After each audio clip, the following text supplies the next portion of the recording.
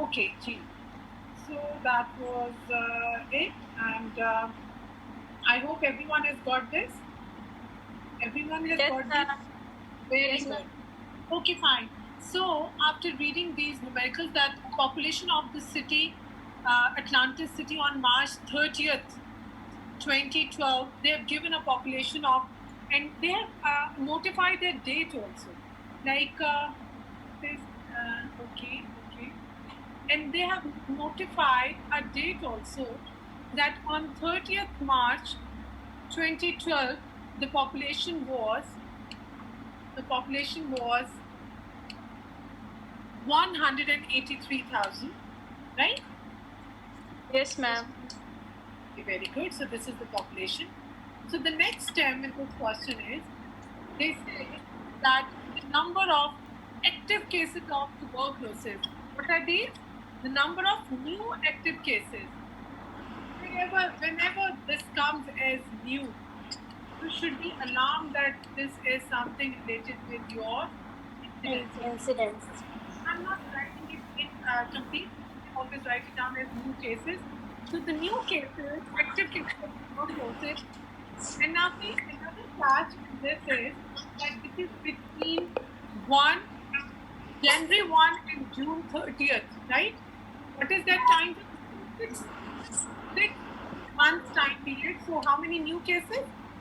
26. Six. And then they have continued.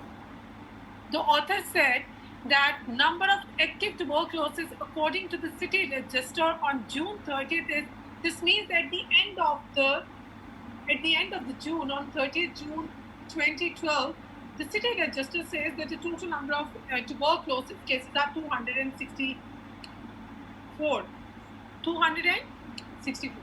Now they haven't used the term, the new cases. They just said that the active cases were this. Got this point? The active And the cases. prevalence one of 264. Yeah, who said this? Sadhru. You are Sidra, beta. You are absolutely right, Sidra. Now see, now what they said in the next statement. What is their question? Now, in the first, they say that the incidence rate of active cases of tuberculosis for the 6 months time period. I think most of the students, they make mistake in getting denominator. I do remember that some of the students, they used to subtract the new cases from the denominator. That now, since they are the new cases, but I don't know what to do. But I do earlier also.